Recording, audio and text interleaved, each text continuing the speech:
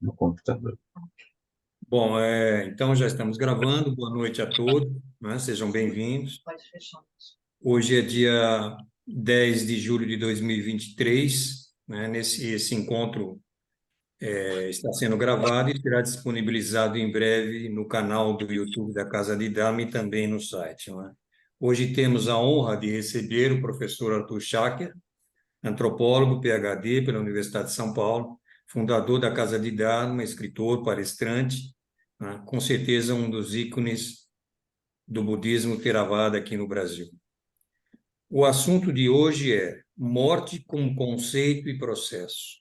Como podemos nos beneficiar deste conhecimento, obviamente, do ponto de vista do budismo Theravada, né? Esse é um tema de difícil compreensão e que, portanto, gera muitas dúvidas, mas eu tenho certeza que nessas próximas 2 horas nós teremos um entendimento mais aprofundado sobre esse assunto. Esse encontro será dividido em 3 partes, né? A palestra, seguida de uma prática relativa ao tema, e, no final, nós abriremos para as considerações e perguntas dos nossos ouvintes. Então, não quero me alongar muito. Professor, muito obrigado pela disponibilidade, fique à vontade e solicito a todos que mantenham seus microfones fechados. Boa noite para todos, gente. Em primeiro lugar, eu gostaria de agradecer ao Antônio e ao grupo da segunda-feira por esse convite, né? De estar compartilhando com vocês um pouco do nosso olhar e nossa prática com relação a esse tema sobre a morte, né? E como podemos abrir a mente e coração a esse tema e de modo a, né, desenvolver atitudes, né, e sentimentos assim, saudáveis para esse lead, né? O tema da morte, né, não é um tema muito fácil, né? E não é um tema muito desenvolvido nas nossas culturas, né? E sempre que se mexe fora de um contexto mais dâmico sobre esse tema, já logo, não, vamos mudar de assunto e tal, deixa para lá, que é isso, né? E a mente tende a fugir, né, do tema, né? E como às vezes eu gosto de brincar, não é? Eu sempre lembro aí nos grupos onde a gente dialoga às vezes com esse tema, né, sobre aquela frase do comediante Woody Allen, né, que diz que eu não tenho medo da morte, mas na hora da minha morte não quero nem estar presente. Então, é um pouco, não é? Um pouco essa tendência, né, de fugirmos, não é, dessa realidade, né? Como se essa fuga pudesse realmente, né, superar, não é, a própria morte e o temor, né? Então, como todos acho que nós temos uma pré-ideia, né, gente, e nos ensinamentos do Dhamma do Buda isso é explícito, né? A morte é algo inevitável, não é? A vida é incerta e a morte é certa. Não porque alguma entidade cruel instaurou isso, mas porque isso é parte, né, da natureza da realidade samsárica. Tudo que surge desaparece, tudo que nasce morre, né? Esta é a lei, né, do samsara, né? Nem o próprio Buda também, né, escapou da morte no sentido convencional, né? Então, é mais sábio, né, a gente abrir, né, a mente e coração para, né, lidar com ela do que tentar, né, esconder. Isso tem consequências um pouco complicadas, né? Uma vez que ela é inevitável, né? Não terá como fugirmos dela, né?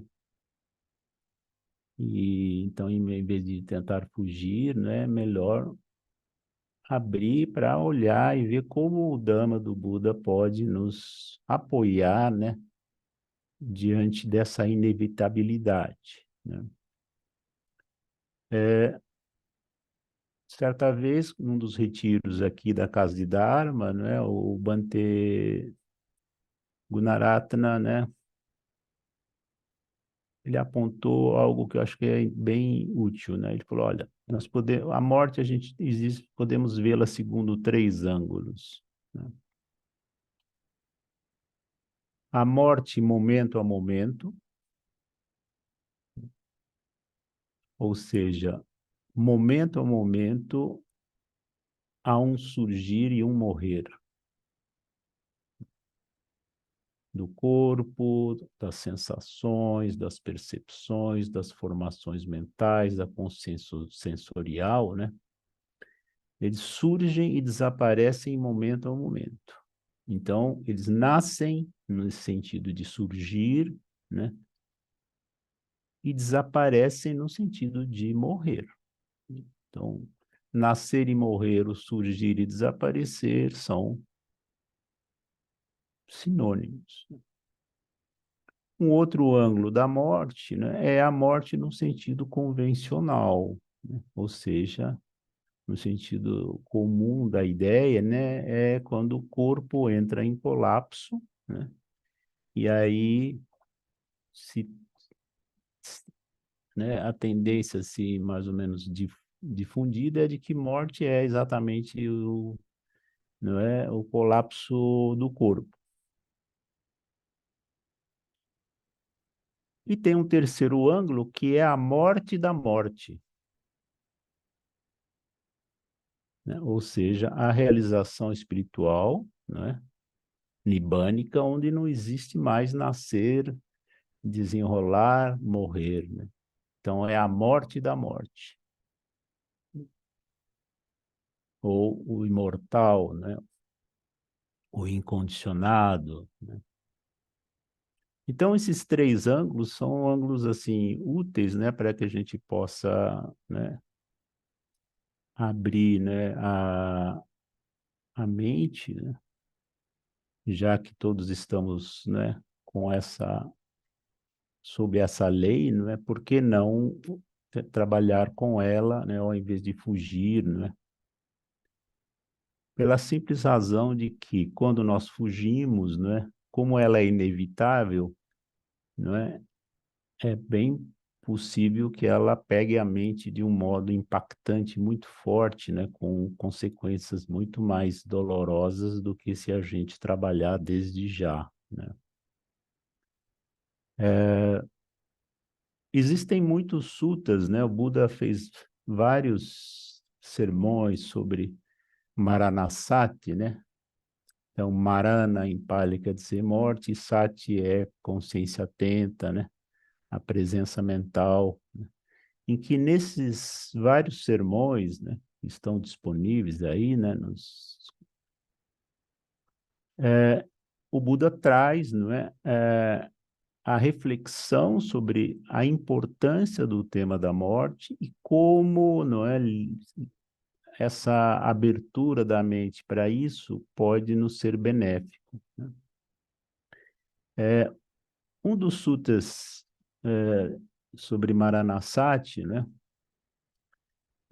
que está no Anguttara Nikaya, no livro dos oitos, né? Depois, se quiser, a gente pode colocar aí no link, né? O Buda, então, chama os monges, né, e pergunta, né? Ele começa dizendo, bhikkhus, a consciência atenta da morte, quando desenvolvida e cultivada, é de grande fruto e benefício, culminando na imortalidade, tendo a imortalidade como sua consumação. Mas vocês, bicos, desenvolvem consciência atenta da morte. E aí, então, vários bicos, um atrás do outro, não é? Começam a tentar responder essa pergunta que o Buda faz para os monges, né? Perguntando como você desenvolve sati da morte, né? E aí, vão ser 6 monges que vão estar respondendo a esta pergunta que o Buda faz a eles, né? Eu não vou repetir, assim, o sutra todo e tal, né? Mas, assim, cada um dos monges, né, responde mais ou menos segundo um certo modo, né? Assim, do tipo, o primeiro diz, aqui, Bante, eu penso assim, que eu posso viver nem que seja apenas uma noite, um dia, de modo que eu possa, né, eh, seguir, né, os ensinamentos do abençoado. Isso, então, né, ajudaria a realizar muitas coisas. É desse modo que eu, né, desenvolvo o sati da morte. Aí o segundo, não é, usando a mesma lógica, ele fala, né, que eu possa viver, nem que seja só um dia para, né, poder seguir os ensinamentos do Buda, isso seria de muito benéfico. E assim vai, né? Um dia, então o primeiro fala uma noite, um dia, o segundo fala se eu pudesse viver só mais um dia para seguir os ensinamentos do Buda, né? O terceiro fala que eu pudesse viver apenas, né, o tempo de comer uma simples refeição, né? No caso dos monges seria uma única refeição né, doada, né? E o outro falar que eu pudesse apenas comer metade de uma refeição, né? E a outro falar que eu pudesse viver que fosse o tempo de mastigar, engolir 4 ou 5 bocados de comida, né? E o último fala, não é? Ah, não, ainda tem outro falar que eu pudesse viver, nem que fosse suficiente para mastigar, engolir um bocado de comida. E o último falar que eu pudesse viver, né, para poder tomar uma expiração depois da inspiração ou uma inspiração após a inspiração. Aí o Buda, né, vai comentar sobre esses 6 pareceres dos 6 monges, né? E ele diz que os primeiros 4, né, eles praticam de um modo desatento, né? Desenvolvem sati da morte de um modo preguiçoso, lerdo, sem vigor, né? Para a destruição das impurezas. Inclusive, no inglês, sluggishly, né? Headlessly, quer dizer, desatento, e sluggishly, é assim, lento, vagaroso, né? Sem vigor, e até a raiz da palavra quer dizer minhoca. Então, são aquela mente de minhoca, né? Que vai, deixa para amanhã, deixa para... Tá. Ele fala, mas esses 2 últimos, né? Ou seja, de apenas poder viver o tempo de uma mastigada, né? Ou de uma respiração, não é? E atento aos ensinamentos do Dhamma, do Buda, né? Ele fala, esses, né, eles desenvolvem de um modo atento, de um modo vigoroso, penetrante, né?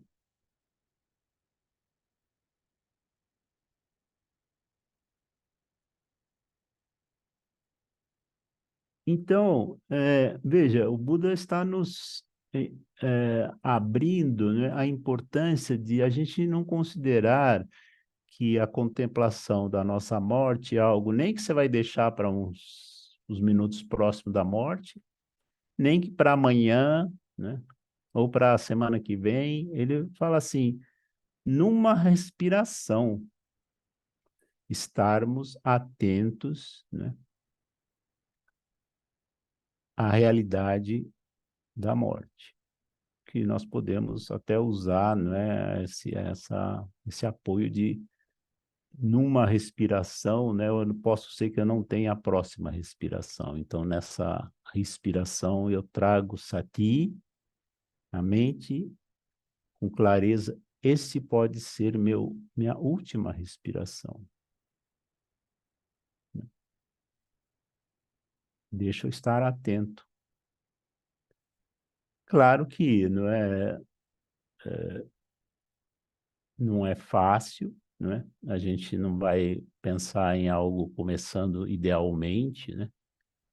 Mas nós podemos, primeiro, trazer, sempre que possível, na nossa vida diária, a gente vai fazer uma meditação sobre Maranasati, essa relembrança de que posso não ter a próxima respiração. Estou cultivando nesse momento, né, uma mente hábil, uma mente que tenha, né, panha, sila e samadhi, quer dizer, com clareza dessa verdade de que está encerrando, né, o ciclo da vida desse corpo, com essa, né, com essa intenção correta também de como eu posso colocar a mente de um modo hábil nesses últimos momentos da minha vida, né? Trazendo sati, né, samadhi, né, né, esforço correto, né? De modo que a mente, ela coloca diante dela, né, a realidade deste últimos minutos, não é? De modo a não fugir desses minutos e de estar cultivando essas habilidades, né, do nobre alto caminho, de modo que esse momento, ou esses momentos da morte, do colapso desse corpo, vamos dizer assim, né, sejam benéficos. É, é importante nós termos clareza de que, primeiro, nós não sabemos quando será o momento da nossa morte. Não há nenhum, não há nenhum cartório que possa nos dar, não é, um documento assinado que, olha, o momento da sua morte está aqui no dia 31 de não sei quando, de tal hora e tal, e pá. Não sabemos o momento da nossa morte. Pode ser amanhã, pode ser daqui a 10 anos, pode ser daqui a 5 minutos, né? Pode ser daqui a 2 minutos, 1 minuto. Não sabemos. Então, como nós não temos não sabemos sobre isso, não vamos esperar. Bom, quando chegar próximo da minha morte, aí eu vou ver o que eu faço com o assunto. Porque ele pode chegar muito mais rápido do que imaginávamos, né? E a mente está totalmente despreparada para essa experienciação inevitável, inevitável, né? E o Dhamma nos dá alguns suportes para que a gente possa, né, desde já, estar buscar cultivar certas habilidades da mente, né, desde já. Veja, é claro que não se trata de também trazer um pânico na mente, né? Porque, nossa, agora eu vou colocar a experienciação da minha possível morte para logo e tal, e a graça da vida. Não, não é para criar nenhum tipo de tristeza ou de decepção, é para desenvolver uma mente mais sábia, né? Mais madura, né? Mas também sem cair em nenhum dos extremos, né? Nem no pavor e nem na negligência. Caminho do meio, né?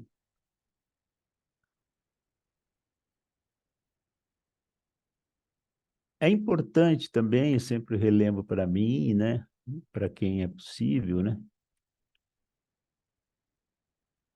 de que como não sabemos o momento da nossa morte, né, por que não começar a treinar certas habilidades? No momento da nossa morte, ou próximo, né, dos minutos ou segundos, sabe-se lá como será, né, é bem possível que vão, né, surgir na mente estados mentais inesperados, frutos da maturação dos nossos camas, né? A gente não sabe que camas vão, não é, amadurecer e surgir nos momentos da nossa morte. Podem surgir frutos câmicos saudáveis, né? Como uma paz, uma serenidade, uma equanimidade, mas podem surgir estados mentais difíceis, do tipo medo, pavor, raiva, decepção por estar perdendo a vida, né? Por não ter feito o que podia ter feito,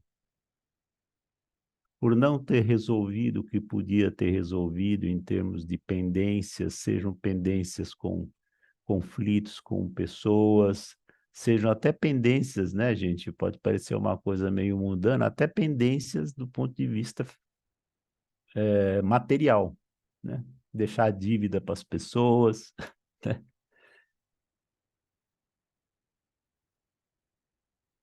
Então, nesses momentos da morte, não sabemos quais são esses estados, né, de frutificação câmica que vão emergir. Então, a preparação também é importante para isso, porque se surgirem frutos câmicos pesados, seja de ações câmicas feitas consciente ou inconscientemente nesta vida, ações do corpo, fala em mente, sejam camas de vidas passadas que não sabemos, que podem amadurecer no momento da morte, né? Também não sabemos, né? É importante que a gente tenha uma mente capaz de, né, lidar com esses estados que surjam. Por exemplo, se surgirem estados saudáveis, que a gente possa nos contentar, não é? De que nossas ações saudáveis nesta ou vidas anteriores, né, floresceram agora, né?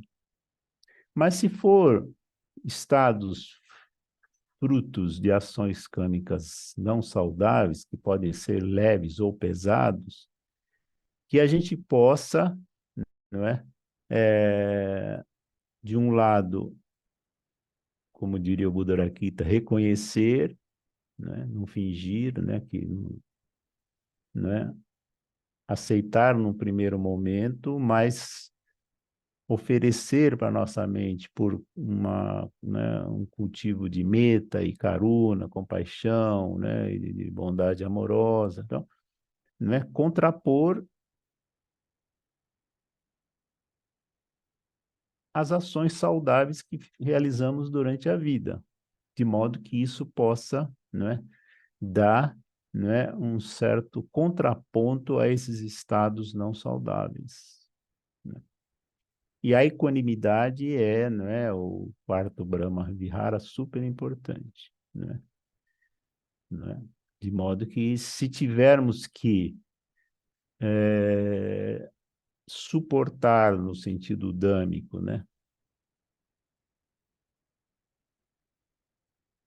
o, o que esse florescer de camas não saudáveis, que a gente tenha assim essa resiliência interna, né, para suportar aquilo, para que aquilo se esgote, né? Por quê? Porque nos ensinamentos do Dhamma do Buda, né, o modo como a mente reage ou responde a esses momentos da morte condicionam, em certa parte, o futuro renascimento. Né? E isso eu acho que também é algo importante da gente ter clareza, né, a respeito de, não é, do como nós podemos, se não conseguirmos, por razões N, alcançar, né, a libertação plena nesta vida, que nós possamos, né, num próximo renascimento, né, renascer em condições boas, de modo a poder continuar o caminho do Dhamma, seja quantas vidas forem necessárias, até a libertação plena.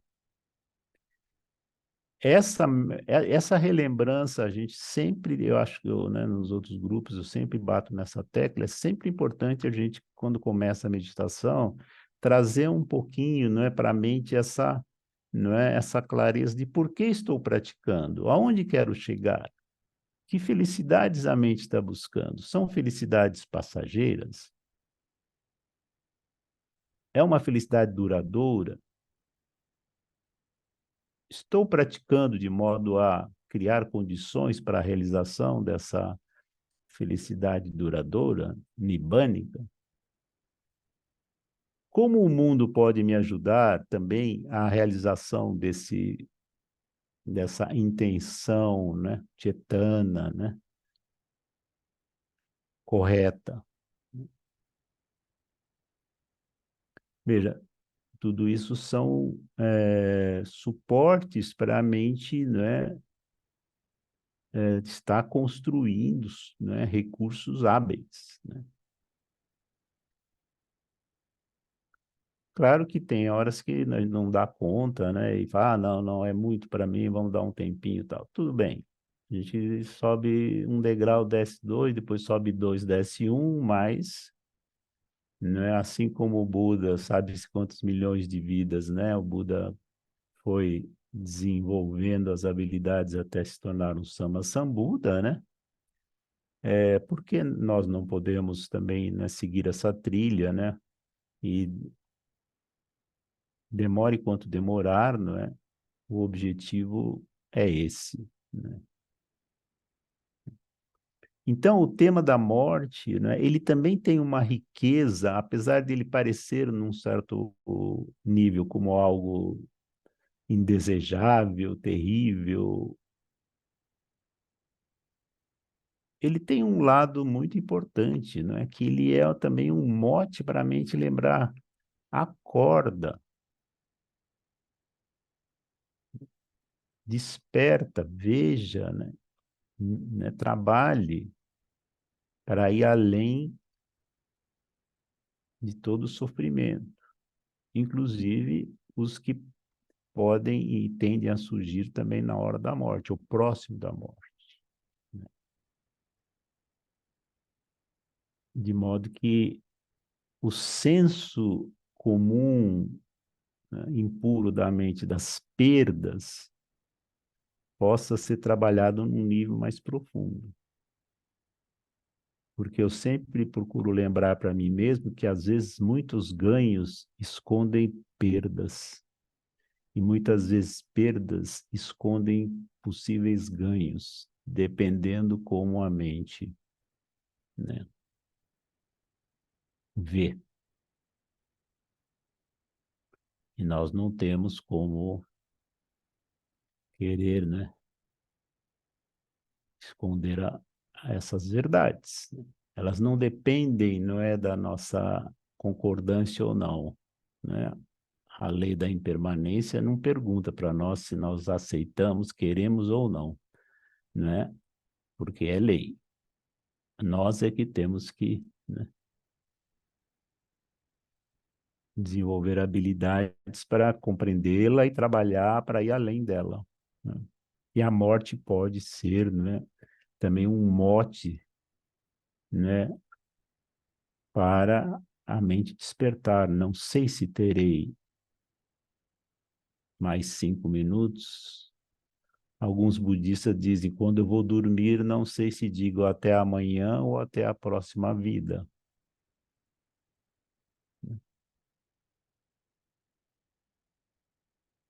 Mas é claro, né, meus queridos, né, às vezes a gente fala, na fala é tudo claro e tal, mas na prática o bicho pega, né? Claro, se fosse tão, se não pegasse, né, não estaríamos, né, com tantas, não é, jornadas aí, né, de cultivos, né, porque é difícil, né? E a nossa cultura, não é, tal, sempre obscurece esse, né, não é, essa construção de clareza, né? Né? A criança não pode falar de morte, pessoa de idade não fala de morte, não sei o quê e tal, porque tudo isso assusta e tal, tal, né? Essa é um pouco também um aspecto educacional, infelizmente, um pouco sábio, né?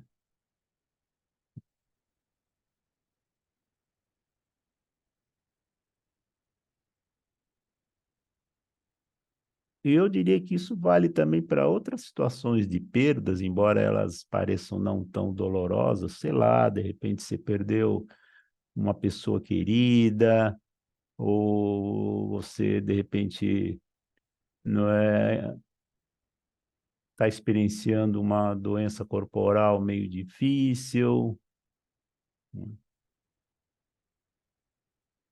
E outros tipos de perdas, né? Eu lembro uma vez que o Bantedi também comentou que uma vez uma pessoa chegou para ele e falou: Bante, eu não entendo vocês monges. Vocês não têm dinheiro, não têm mulher, não têm sexo, né? Não têm bens. Vocês não sabem o que vocês estão perdendo. Ao que o Bante respondeu, mas você não sabe o que nós estamos ganhando.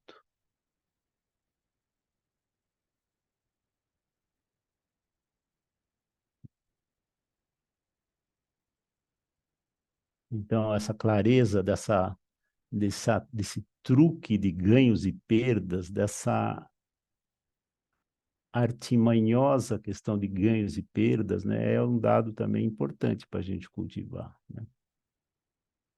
O que que a mente pensa que está ganhando e não vê o que ela está perdendo, e o que ela pensa que está perdendo e não vê o que ela pode ganhar.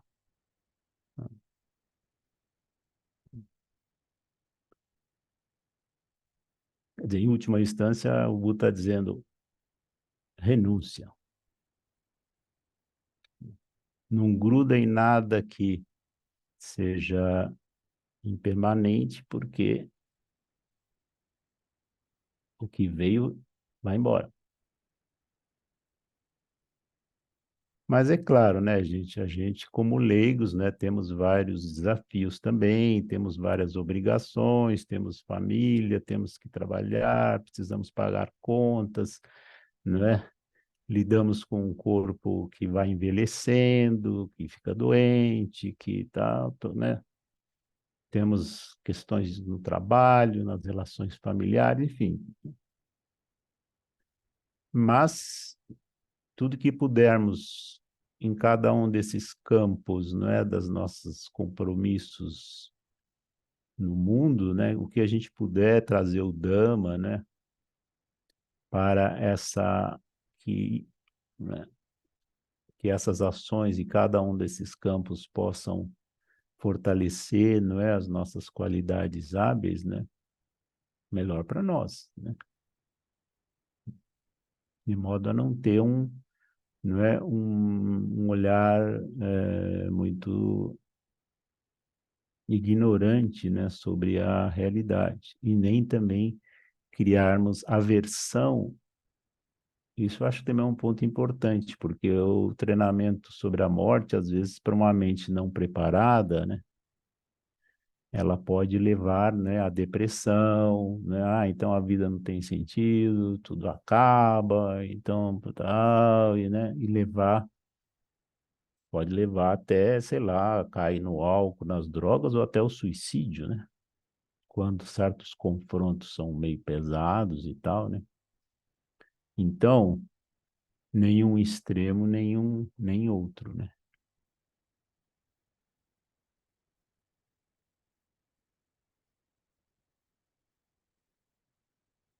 Uma vez perguntaram para a monja Coen se na hora da morte ela gostaria de estar inconsciente. Ela falou: o quê? Eu perder esse momento excepcional, não é, de contemplação? Eu falei: achei legal. Eu falei: pô, legal. Colocou algo, não é,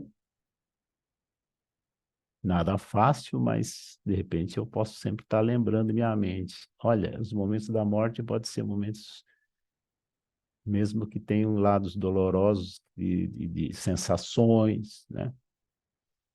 De estados mentais, né? Se eu puder estar construindo desde já uma mente capaz de, né,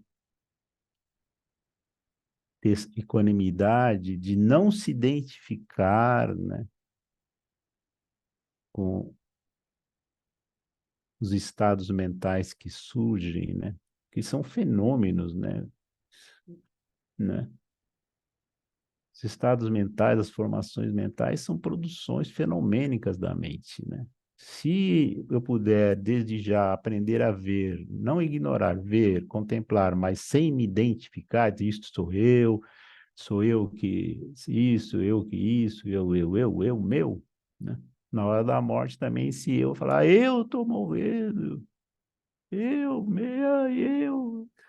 que mal que eu fiz, e tal, e meus filhos, e meu isso, e meu aquilo, né? Então, essa não identificação, que é a base, né, da terceira característica da nata, né, que é a mais difícil, também é um cultivo que devemos e podemos fazer desde já, né? De modo que é como se a gente se preparasse sem fazer disso uma obsessão, né, para com a clareza de que pode não ser fácil, mas a hora da morte vou procurar, não é, tá o máximo de habilidades, né? Não deixar para na hora querer resolver, porque na hora não vai vir, né? Ou pode vir muito pouco, né? E isso condicionar a mente a ter reatividades não saudáveis, né? Que vão condicionar não só a dor e o sofrimento desses momentos da morte, né? Mas também, né? Condicionar, em parte, né,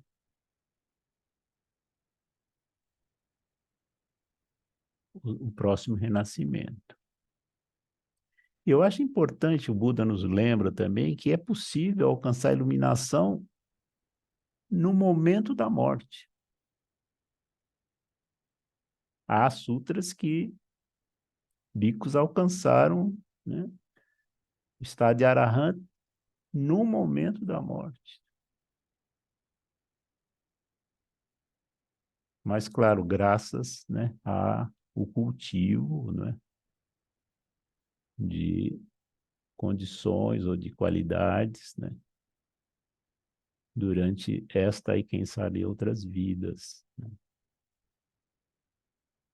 Então, eu acho que é uma responsabilidade de construção, de cultivo, mas também vai tornando a mente mais é, hábil, né? E também mais, assim, pé no chão, né? Porque o tempo passa, tudo passa, até a uva passa, né? O tempo voa, não sabemos, né? Quanto temos.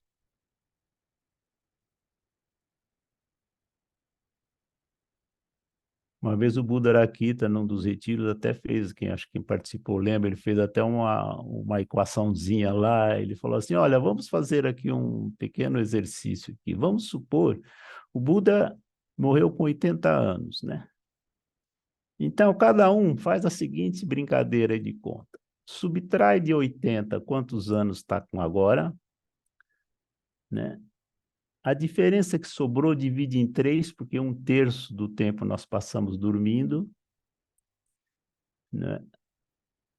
E os outros dois terços seria, assim, hipoteticamente, o tempo que, né, nós teríamos para, né, avançar com o máximo de rapidez, né, na superação das ignorâncias, né? Então, eu estou com 75. Se tirar 80 e 75, sobra 5. Divide por 3, 1,5. Então, eu tenho 3 anos. Falei, ó, Arthur, 3 anos, você não bobeia, não. Se for, se for essa brincadeira do Budak, 3 anos não dorme no ponto, não. Porque a mente também muito vagarosa, vagarosa também, né? Ela cria esse hábito, por isso que eu acho que a palavra molusco ou minhoca é um pouco quando é que ele passa e tal, e, né, parece que estamos indo rápido, mas estamos, não, amanhã eu vejo isso, amanhã eu medito, amanhã eu coloco a morte de frente. Então, uma vez tinham dois monjinhos, um queria que eu, falou para o outro, "Ô, vamos fazer um piquenique?" A outra falou, o Sênio falou, amanhã. Aí outro dia o monge falou, vamos fazer um piquenique? Amanhã, amanhã. Aí um dia estava passando o enterro, o outro monge falou, o que que é aquilo lá? Eu falei, é um piquenique, né? Não empurra para um futuro que se consideremos longínquo, porque, né? Esse, então, a morte também é um aspecto para a gente cultivar algo que os bicos têm, né? Eu lembro sempre para mim também que a palavra bico quer dizer aquele que vê o perigo. Essa é a raiz etimológica, uma das raízes etimológicas da palavra bico. Então, como eu posso cultivar essa mente que vê o perigo sem ficar sem cair em desespero e tal, sem perder também, né, a clareza do quanto é importante a vida no sentido de termos nascido no estado humano, né? O Buda fala muito isso, é muito raro, né? E importante termos essa clareza que ter nascido no mundo, no estado humano, é uma oportunidade para a gente ir fundo, né? Graças à qualidade mental de percebermos os extremos, né? Do apego e da aversão, né, da dor e do prazer sensorial e tudo, né? Então, relembrar a mente, né, que, olha, o tempo passa, deixa eu usar o tempo de existência de um modo inteligente, não é? Não só nos momentos da meditação formal, mas também na minha vida diária, né? Onde vou, com que perspectiva, com que finalidade, como caminho para chegar daqui até ali, como é que, sabe, todos esses pequenos, você vai construindo, né? Uma espécie de projeto de prioridades. Se eu fosse morrer daqui a 5 minutos, o que é prioritário?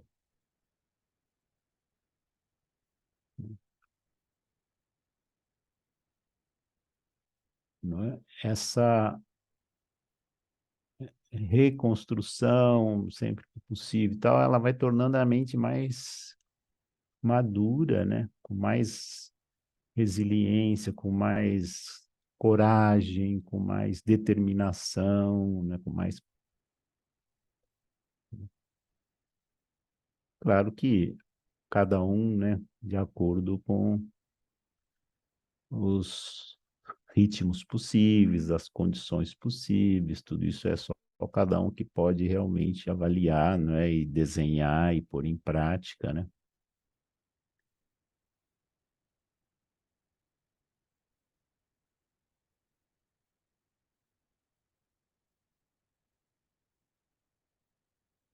como diria uma médica, né? A morte é um dia que vale a pena viver, né?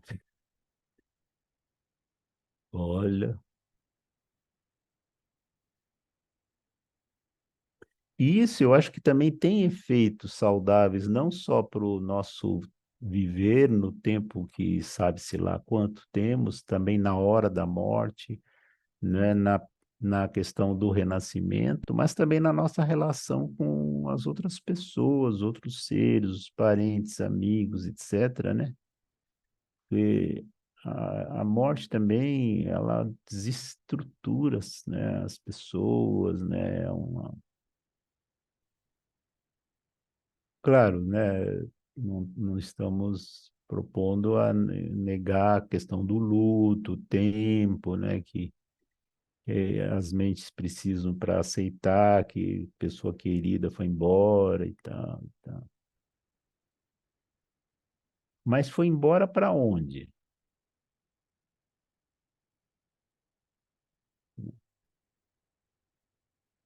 E o Buda nos diz, se você também não acredita que existe, né, outras vidas, mesmo que você não acredite isso, se você tiver essa construção hábil, mesmo esta vida será mais saudável, né? Não precisa só depender da crença, né, de que existem vidas, né, renascimentos ou né, uma realidade incondicionada, mesmo para o viver, né, mundano tem benefícios, né?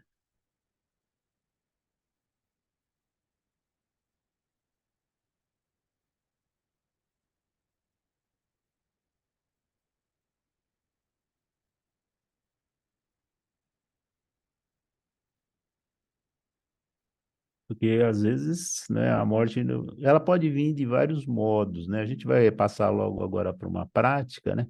Mas ela pode vir lentamente, né? Ah, você tem uma doença que vai lentamente, né? Vai consumir, ou então, né, os últimos momentos você vai estar na cama, no hospital, em casa, tal. Mas ela pode vir de súbito, sei lá, tá passando na rua, de repente ser atropelado, de repente você tem um infarto, você não sei, né?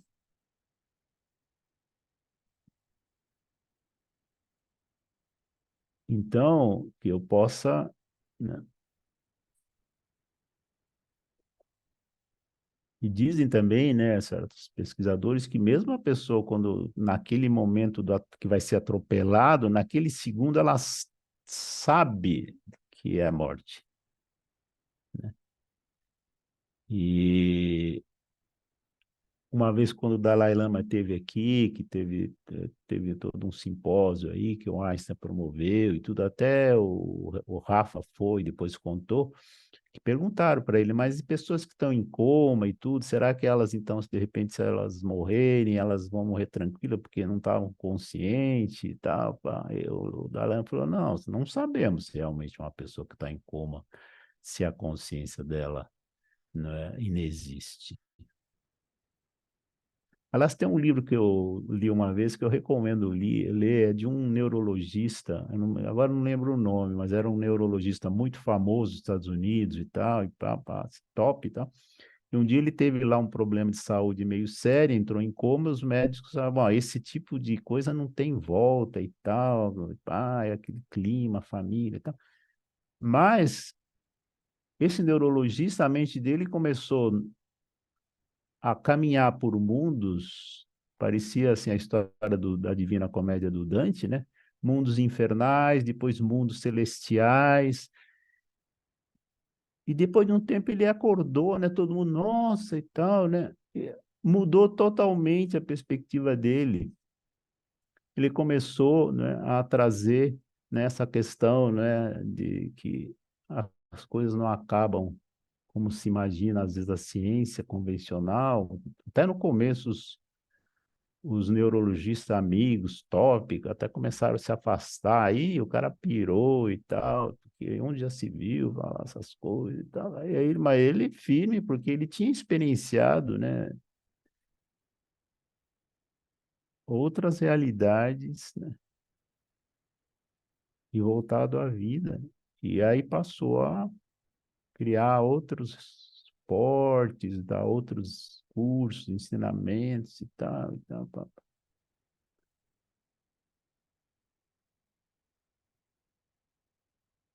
Então, não há por que negligenciar, né, as múltiplas possibilidades, né, desses momentos, né,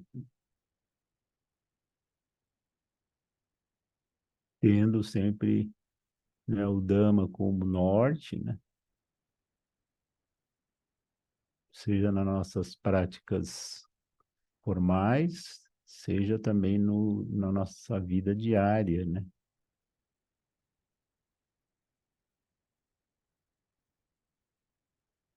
Em que nós, então, vamos assumindo a responsabilidade, né, pelo nosso próprio destino, né?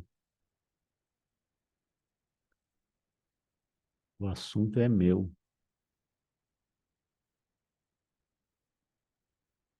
E diminuindo culpa, foi fulano, foi tal situação que fez eu... Tudo bem, tem condicionantes externos, mas a mente com ela é que, né, eu tenho que, eu, entre aspas, né, aprender a conhecer, né?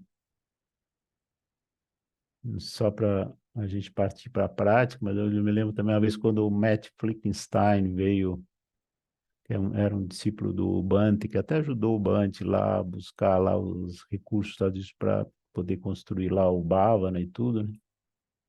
Ele contou aquela historinha que às vezes eu gosto de contar, que cada vez um chefe de escoteiro mandou 3 jovens escoteiros, cada um pegar uma galinha e matar onde ninguém visse. Acho que talvez muitos de vocês já ouviram essa história que ele contou no retiro. Aí os 3 foram, depois de um tempo, o primeiro voltou, falou, mestre, tal, eu fui numa caverna, lá no fundo da caverna, não tinha, consegui matar a galinha, tal, ninguém viu. Ah, bom. Aí outro falou, mestre, eu fui no alto do Himalaia, numa montanha, lá no alto, onde não tinha ninguém, tá, consegui lá matar a galinha e tal. Ah, muito bom. Aí o terceiro voltou e falou, mestre, não é possível matar a galinha num lugar onde ninguém vê. Por quê? Porque a galinha vê.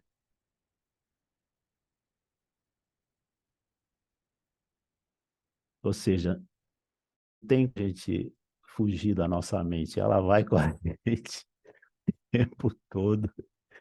A galinha vê.